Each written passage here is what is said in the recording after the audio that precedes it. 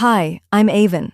At my sister's anniversary party, she handed me a glass, smiling like it meant peace, but I saw her whisper to the bartender. I saw the second glass. She wanted me dizzy, powerless, gone, so I made a quiet swap and watched her perfect night unravel. They erased my name from invitations, speeches, even family photos. But the drink? That was her last mistake. Because when silence fails, the truth has a way of screaming back. Before we dive in, what time are you listening and where from? Drop it in the comments. Because this isn't just about betrayal, it's about what happens when the quiet one stops staying quiet. The message came through at 7:43 p.m. on a Thursday, family group chat. Valora had titled it, "A Night to Remember." I tapped the image, a pastel-hued invitation embossed with gold filigree. Please join us in celebrating Valora and Grant's 10th anniversary. I skimmed the list of hosts. Hosted by the Ridley and Thatch families. No mention of me, not on the host line, not in the RSVP block, not anywhere. I stared at it longer than I should have. My name wasn't forgotten, it was deliberately omitted. Then Mom chimed in with a heart emoji and, "Can't wait to see everyone all dressed up." My chest tightened. Everyone. I guess that meant everyone else. Still, I typed, "I'll be there." Not because I wanted to be, but because I had to be. That's what dignity looks like sometimes, showing up where you're clearly not wanted and walking in with your head high anyway. By Saturday, I had booked the hotel myself, drove alone, no +1. Not that anyone asked. Charlotte looked the same, polished, polite, like Valora. Every corner of the city felt like it had been arranged for Instagram. Neatly planted flower beds, brushed sidewalks, smiling doormen. But that night, nothing looked more manicured than the golf club they'd rented. Colonial pillars, valet service, and soft jazz playing live near the entrance. I stepped out of my rental car in a charcoal dress. Nothing flashy, nothing too quiet either. I walked past two young girls posing by the hydrangeas. One of them whispered, "Is she one of the caterers?" I didn't flinch, just kept walking. Inside, the room shimmered. Valora's favorite palette, dusty rose, ivory, and pale gold, wrapped the space like a bridal boutique ad. Waiters passed around champagne flutes topped with berries. A string quartet played something light but expensive. I paused near the seating chart, fingers trailing down the columns of names. I found hers, her husband's, even Mom and Dad's neatly penned in calligraphy beside main table. I wasn't there. Then I saw it. A folding chair, not the upholstered kind everyone else had. This one was plain, metallic, stuck near the swinging doors leading to the kitchen. On it was a napkin, not silk like the others, but a disposable square, folded in an uneven triangle. There was a card beside it. Avon R. Just my first name, no title, no warmth. I stood there for a moment, watching a waiter squeeze past carrying shrimp cocktails. The door behind him creaked and released a wave of kitchen heat and garlic. I sat down without a word. I crossed my legs, smiled faintly, took a slow breath. This wasn't a mistake. This was a message, a quiet one, the kind that hurts louder than a scream. 20 minutes passed. The music changed. Conversations buzzed around me like bees avoiding a flower they didn't want. Then came Valora, pastel silk, hair swept like a pageant queen, smile practiced to perfection. She approached, glass of Prosecco in one hand. "You made it after all," she said. "Not warm, not cruel, just enough to bruise." "Wouldn't miss it," I answered. She leaned in, air-kissed the side of my cheek, and vanished into a cluster of people laughing too loud. Grant followed behind her, pausing briefly. "Hey, Av," he said, not quite looking at me. His cologne hit first, then a half hug I didn't ask for. "Hope you found your seat." "I did," I said quietly. "It was exactly where I expected." He smiled like he didn't hear me and walked away. I let my eyes wander the room. Each table had a centerpiece, peonies, floating candles, and napkins folded like orchids. Clean, proud shapes. Mine was folded into a small iris. A mistake? Or a symbol? I couldn't decide. But I remembered something Valora once said when we were girls. Iris means goodbye, doesn't it? I picked up the napkin slowly, fingers tracing its cheap fibers. Goodbye. Maybe that's all this had ever been. I didn't eat much, just nursed my glass of water, the only one on my table. No one else came to sit with me. A little girl with curls peeked at me from behind her father's leg. I smiled, but she said, "Daddy, why is that lady sitting alone?" He looked embarrassed. "She's family, sweetie, I think." She wrinkled her nose. She wasn't even on the list. And that was when I realized I hadn't just been forgotten. I'd been removed. And I didn't turn around. I didn't need to know who said it. She wasn't even on the list. Because the truth had already found its way into my chest. It settled there, cold and certain, like a stone sinking in water. The room dimmed. A soft chime rang through the air, calling everyone's attention toward the head table. Someone lowered the lights while a projector flickered on. I watched the glow dance along the walls, casting brief shadows of crystal glass and raised forks. Valora and Grant stood, arms around each other, beaming as if they were carved out of some magazine editorial titled Happiness Curated. 10 years, Valora began, her voice clear, smooth, confident. 10 years of building a life with this incredible man. Applause. Grant took over next, recounting memories of their first apartment, struggles with the foundation they started, and then, of course, their rise. They started naming names. To our parents, who gave us everything. To Grant's brother, who helped us design the early Grant models. To Danica, who introduced us to our first investor. And to all the friends and family who made this dream possible. The word family echoed. Generic, unspecified, clean. I sat still, straight-backed, waiting. But my name didn't come. Not a whisper, not a nod, nothing. And yet, my signature was still on the loan that got their nonprofit approved. My emergency transfer had once kept their mortgage afloat during the 2008 crunch. When they needed someone to vouch for their credibility, it had been my job title, Director of Programming for a statewide literacy nonprofit, that anchored their proposal. But now, I was no longer part of their origin story. The room clapped. Some turned to glance at me, brief, awkward flickers of pity or confusion. But no one said anything. I smiled anyway. Because that's what you do when the floor shifts beneath you. You pretend you meant to fall. A waiter passed by offering more champagne. I declined, standing to stretch my legs.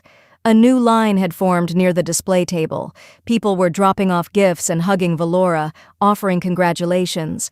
I kept my distance, observing from the side, until I noticed the box, the one I had spent 3 weeks planning. It was wrapped in ivory paper, tied with a deep plum ribbon, the same shade Valora wore the day of her engagement party. Inside was a custom bronze sculpture, engraved with her favorite quote from their wedding vows, "To build a world where no one feels less." I'd commissioned it from a local artist in Asheville. A quiet piece, intentional. And now I watched as Grant unwrapped it, smiled, and held it up. "Wow," he said, loud enough for the room to hear. "Danica, this is stunning." Danica, standing 2 guests back, froze. Her smile hesitated. She looked around, unsure, then chuckled nervously. "Oh, sure." He moved on. My name had been swapped off the tag. Overwritten. I didn't say a word. I didn't flinch. But something in my spine locked into place. I wasn't being erased by mistake. This was deliberate, rehearsed. I turned away from the gift table and made my way to the bar. A cousin, Sophie, I think, sidled up beside me while the bartender mixed something fluorescent. "It's so sweet of you to come," she said, "especially after everything." I paused. "What everything?" She blinked. "Oh, nothing. Just, all the tension. I mean, you're like extended family now, right? I just think it's great you're still close." Extended family. I gave her a smile that didn't reach my eyes. "Cheers to that," I said, lifting my glass of water. She clinked hers and wandered off. And there it was, the thing I hadn't wanted to admit. They had redrawn the boundaries.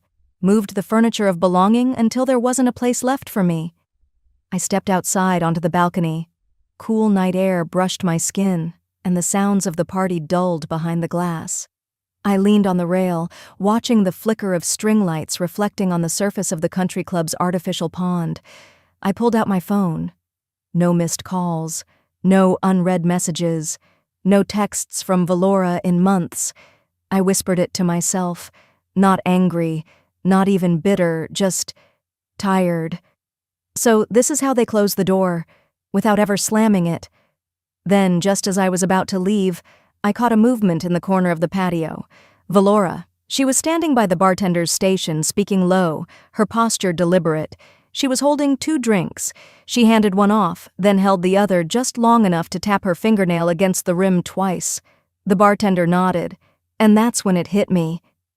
I stepped back inside, the echo of laughter greeting me like a slap I didn't flinch from. Valora was exactly where I'd left her, just past the corner of the bar, poised in a way that made it look casual. Except I knew her tells, the tilt of her head, the way she pressed her lips when she wanted something to go unnoticed. She caught my eye, smiled wide, and raised a glass. "Special blend, for you," she said sweetly, walking toward me and pressing it into my hand like a peace offering. The glass was chilled, rim kissed with a sliver of lime. Valora held onto it a second too long before letting go. Her tone was light, but her eyes, those never learned how to lie completely. I returned her smile with one of my own, just as practiced. "Thanks," I said, curling my fingers around the glass as if it were any other drink, as if this were any other night. "Enjoy. It's a favorite here," she added, then turned away without waiting for a toast. I nodded and slipped toward the corridor near the side exit, raising the glass in a silent gesture of thanks to a passing waiter, as if I had every intention of joining the crowd again. I didn't. Outside again, I moved into the shadows just beyond the terrace heater. The breeze had cooled further. I exhaled slowly, listening to the muffled jazz rolling out from the banquet room. Through the paneled glass, I saw her. Valora hadn't moved far from the bar. She wasn't laughing, wasn't mingling. She was watching me. Not in a casual way, not like someone happy to see her sister enjoying the party. It was the kind of stillness that came when you waited for something very specific to happen. My drink was still in my hand, and that's when I knew. I walked back inside. Grant was distracted at the opposite corner, chuckling with one of his friends, a full drink set just behind him on the table where he'd left it. I glanced around. No one was looking. No one ever really looked when it came to me. With a flick of the wrist, I set mine down beside his and swapped the two, quick and smooth. His had condensation along the rim, untouched. Then I stepped back, picked up Grant's drink, the safe one, and took a small sip. Citrusy, bland, ordinary. Music swelled in the background. Someone called out for a toast. I rejoined the room like nothing happened, moving through the currents of chatter with calm ease. 45 minutes passed. Valora's voice echoed from somewhere near the stage, laughing too loud at something that wasn't funny. I didn't look at her. I watched Grant instead. He was in the middle of a story about their vacation in Napa when his face shifted. His hand touched his chest first, then his abdomen.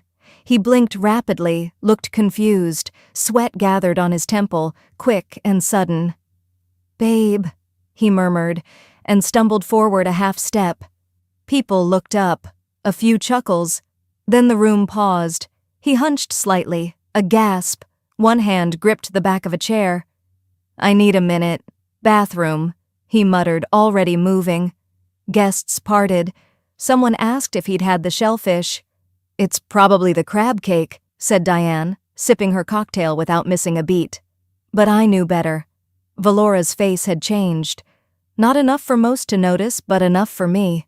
Her smile, always sharp, now seemed locked in place. Her eyes darted, past me toward the table to the glass I had never touched. She stared at it for a second too long, then her gaze flicked back to mine. I didn't blink. I didn't smirk. I simply watched her watch the mistake unfold. In real time. In that moment, she realized what I'd done. and I realized just how far she'd go. I slipped quietly toward the hallway, the one leading to the bathrooms, less because I wanted to check on Grant, more because I needed space. But as I passed the coat rack near the back, I overheard them. 2 women, older, dressed in soft tones. They leaned in close, whispering like schoolgirls in a scandal. "Did you hear?" one said. "She's unstable. She's done things before." The other sighed. "It's sad, really. You try to include people, but there's always one." I didn't stop walking. I didn't need to ask who she was. I stepped outside through the staff exit and pulled out my phone. There were no missed messages. Still nothing from Valora. I opened a blank text and typed 4 words to myself. Save the glass. Now. And then, as the night pressed in around me, and the music inside kept playing like nothing had happened, I let the silence settle again. I hadn't drunk the poison, but I tasted the truth, and it was enough to burn. I walked back in, slipping into the edges of the crowd as if nothing had happened. The glass was long gone, left on the ledge behind the terrace heater, exactly where Valora's eyes had landed when Grant stumbled away. I didn't feel triumphant. Not yet. I just felt alert. Grant reappeared about 15 minutes later, face pale, but now smiling like nothing happened. He pulled at his collar, took small sips of water, and leaned close to Valora as if to reassure her he was fine. She nodded, touching his wrist, her smile rigid. The event was rolling on as though no one had noticed. The MC, one of Grant's old college buddies, tapped the microphone with a bit of flair. "All right, everyone, since this is a celebration of love and endurance, let's open the floor to some family memories. Anyone brave enough?" A few scattered chuckles. To my surprise, Grant raised his hand, a little unsteady but eager. "Why not?" he said, making his way toward the stage with his drink in hand. Valora didn't stop him, but her expression shifted. Not alarm, not approval. Something else. Like she had just realized she'd forgotten to rehearse this part of the script. He took the mic and laughed awkwardly. "You know, when you've been married 12 years, the stories pile up." A few polite laughs. The room leaned in. Grant's voice turned warmer, a little thick, like the alcohol hadn't quite left his system. "There was this one time? Our business was on the ropes. Really bad. Valora and I were, honestly, we were in over our heads. We'd gone too far, too fast, and it was Avon." He turned his eyes toward me. It was Avon who saved us. The room froze, like someone had cut the background music without warning. She wired the money, no questions, no judgment. Valora didn't even want to ask her, but Avon said yes before we even finished explaining. He smiled.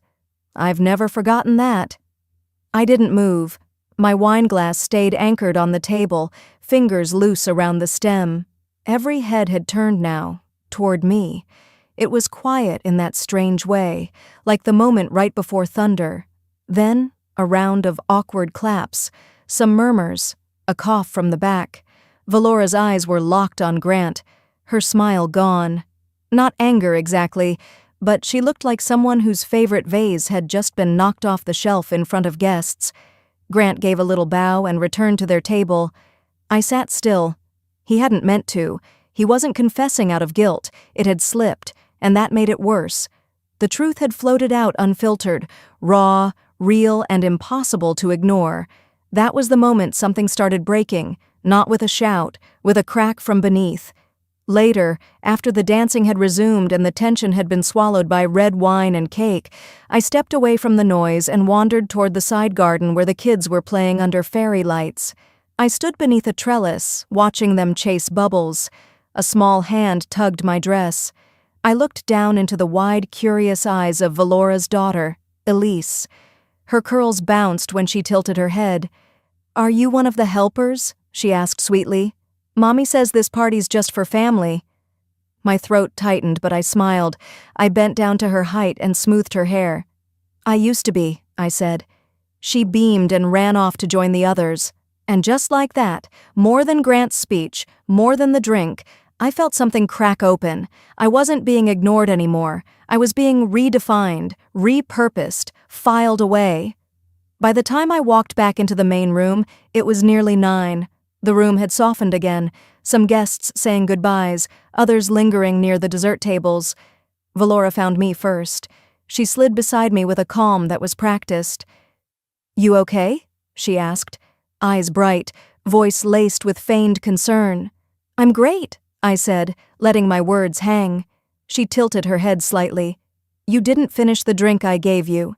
I let that hang longer, then leaned in close enough that only she could hear. "No," I said gently, "but your husband did." Valora's smile didn't vanish completely, but it stopped meaning anything. She blinked once. I walked past her and took a seat by the piano. Not to play, just to be seen, present, quiet. If I walked out now, they'd win. So instead, I stayed, and let them make the next mistake. So I stayed.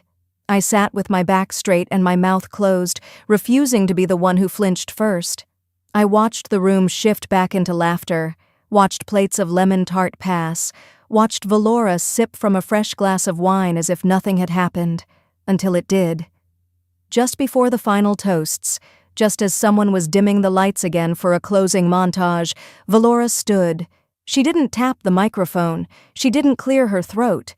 She just spoke, like a teacher scolding a classroom she still expected obedience from. "I know tonight's meant to be joyful," she said, her voice tight and high like a string stretched too far, "but I can't ignore what's just happened." The room quieted instantly. Forks paused mid-air. Even the quartet lowered their instruments. She looked down, nodded toward Grant, who still looked pale, and placed a hand over her heart. My husband almost collapsed. Something was not right, and we've traced it back to the drinks. She didn't say my name. She didn't have to. I gave someone something kind, a gesture of trust, and she, her voice cracked, just a little, enough to sound rehearsed, turned it into a weapon. Gasps bloomed like poppies. Someone dropped a spoon. Grant's face dropped further into confusion. He shifted in his seat, half recovering from whatever was still crawling under his skin, and opened his mouth, but closed it again. She hadn't cleared this with him. All eyes turned to me, and I realized this was always the plan. Or maybe not always, but once she saw Grant fall apart, she adjusted. She sharpened the story. She needed a villain. So here I was. I didn't rise. I didn't speak. I kept my hands folded in my lap, and for the first time that night, I let myself feel it fully, the weight of collective silence. No one spoke up for me. Not Grant, not Diane, not even my own father, sitting 2 tables down, eyes trained on his folded napkin like it was scripture. This was the real drink they handed me. Humiliation. Served cold, in front of everyone. The MC, visibly rattled, tried to redirect after a few beats. Well, okay then. Maybe we should get back to the slideshow and, celebrate a little more. It was clumsy. It worked, for now. I slipped out, not because I was running, because I needed to breathe. Down a side hallway near the AV station, a kid in his 20s was hunched over a laptop, fiddling with the projector's playlist. He looked up as I passed. "Hey, wait, you're Avon, right?" I nodded. "I think I've got you in the system. I mean, I had you." He turned the laptop toward me. "Valora gave me the final photo set, but I thought I remembered seeing you in some of the earlier versions." He clicked through the photos, one after another. Family barbecues, 4th of July, hospital visit after Dad's heart scare, and I was gone. Not cropped, not blurred, removed. In one picture, my shoulder was still visible, awkward, like I'd been in the way of something prettier. But everything else? Gone. "That's not a mistake," I whispered.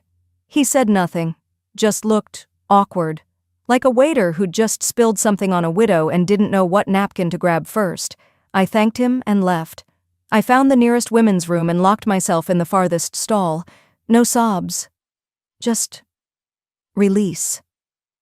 Tears came, fast, hot, but my hands stayed clenched. I looked at myself in the mirror when I was done, eyes puffy, lip trembling, hair immaculate. "This is what erasure looks like," I said out loud. And then, my phone buzzed. Unknown number. Just a single message.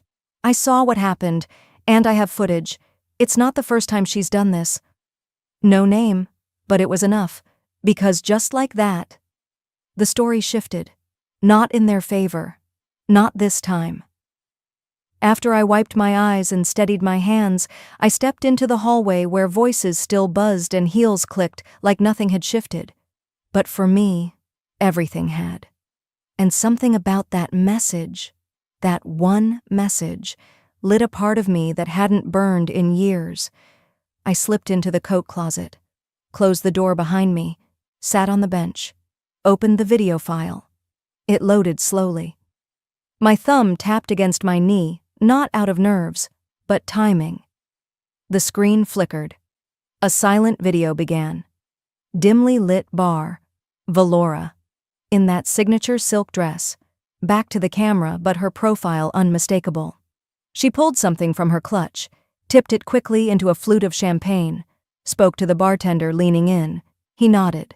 She looked around, then gestured toward the dining area. The timestamp didn't lie. 8:42 p.m. Exactly when I saw her offer the drink, just for me. Another clip followed, Grant, mid-laugh, accepting the flute, tipping it back in one swift, celebratory gulp. A third clip.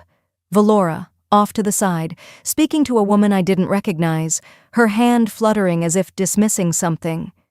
She was supposed to be too dizzy to ruin anything. I paused the video, stared at the screen.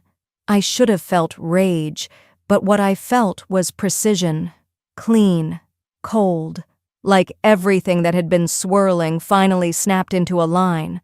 My phone buzzed again. This time, no name, but a second message. "Check your investments." I already knew where to look. I'd helped Grant get that business off the ground years ago. Wrote the first check myself.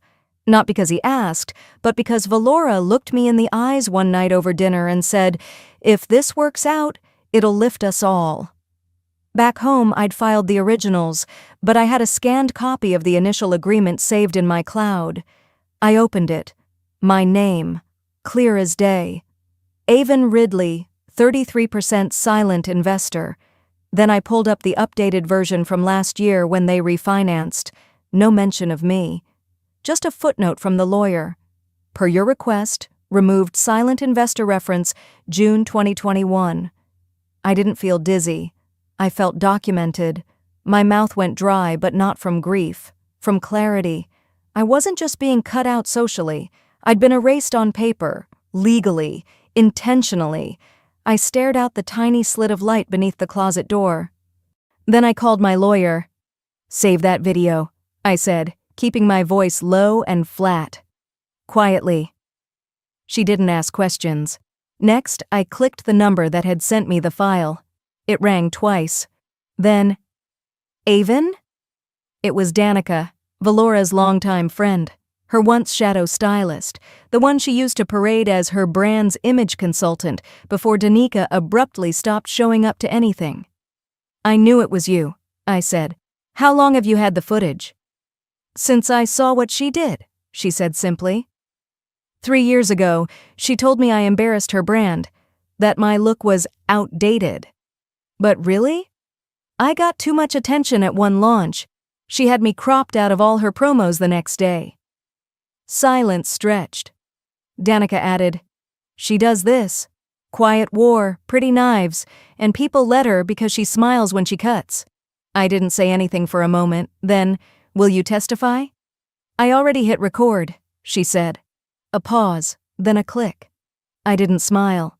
I just exhaled, because when someone builds a life by editing people out, they forget one thing. Sometimes the person they try to erase is the one who kept all the records. The ride to Valora's house was short, but in my chest, something long overdue had settled into place. I didn't fidget with my phone. I didn't rehearse anything. I didn't need to. That night, her dining room was dressed like a catalog spread. Muted florals, soft candlelight, name cards etched in cursive, 6 chairs, carefully chosen guests, the illusion of harmony. I stepped in, offered a polite nod to our parents, and sat across from Valora. Grant barely made eye contact. Danica arrived last, quietly slipping into her seat with a tired smile. She didn't bring a gift. She didn't need to. Valora played the part to perfection, passing dishes, making small talk, complimenting Mom's scarf. Her voice didn't tremble once. If she noticed the shift in air, she didn't show it. We got through dinner without incident, but it was the silence that made the forks heavier. She brought out a layered chocolate torte, cut meticulously. I accepted a slice. Everyone did. She lit the centerpiece candles and said, "Dessert always brings peace, doesn't it?" I looked at her and smiled. Just once. Then, without a word, I reached into my bag, pulled out my phone, slid the remote across the table, the one that connected to the flat screen behind us. "Would anyone mind watching something?" I asked. No one answered. I tapped the remote. The TV hummed to life. The dining room's warm tones dimmed in comparison to the cold image on screen. There was Valora, in the dress she was so proud of, leaning across the bar, pulling a bottle from her clutch, tilting it into a flute of champagne. Her posture, fluid, deliberate. Then a cut to Grant lifting that same glass, mid-laugh. The screen froze as he swallowed. The last clip? Valora whispering to a woman off frame. She was supposed to be too dizzy to ruin anything. Silence. Dad's fork clinked against his plate. Mom's face drained color. Danica never looked away from the screen. Grant's chair creaked as he leaned forward. "What is this?" Valora's voice broke. "It's fake. People can edit anything nowadays. You know that." Danica calmly reached into her purse. She slid a folder across the table, slow, certain. Inside, screenshots with timestamps, metadata, a copy of the full uncut video file with chain of custody documentation, and a printed letter, Valora's handwriting, dated 2 years ago from one of her therapy sessions. I'd read it before. I struggle with the need to control how others see Avon. She was always too quiet, too capable. I couldn't stand it. Valora's mouth parted, but no words came out. I let the moment breathe, then said, "I'm not here to destroy your life, Valora, just to reclaim mine." She looked at me like she didn't understand the language I was speaking. Maybe she didn't. Not really. Dad didn't speak. He just pushed his plate away.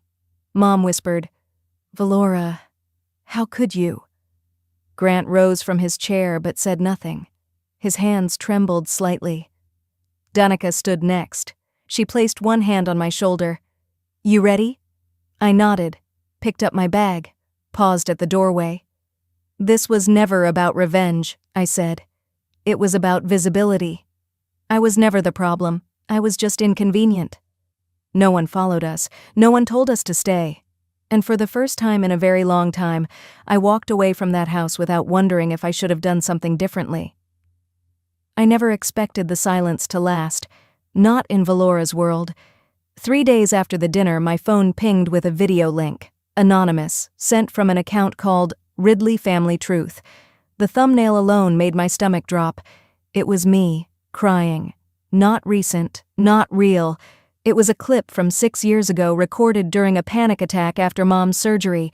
Valora had stayed just long enough to hit record, then walked away before the nurses came. And now the caption read, "Unstable sister ruins family legacy. Again." It had been cut down to 20 seconds, no context, no audio beyond my ragged breathing, and it was gaining traction. Likes, reposts, comments like, "Why is she always the victim?" or "Someone get this woman help." I knew the handwriting behind it, even if it came from a fan account. Valora's fingerprints were all over it, the phrasing, the timing, the cruelty dressed in polished branding. She couldn't undo the video from the dinner, so she tried to bury it in a different narrative, one that cast her as the composed older sister forced to endure her dramatic, broken sibling. It worked, at first. My inbox filled with passive-aggressive questions from board members at my nonprofit. "We're just checking in. Is everything all right mentally?" I saw something online that concerned me. "Are you safe?" I didn't answer them immediately. Instead, I opened my drive.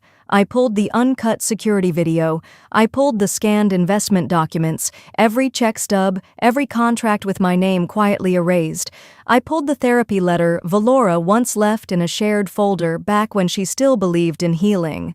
"If she ever speaks, we're done," she'd written in a voice memo after an argument.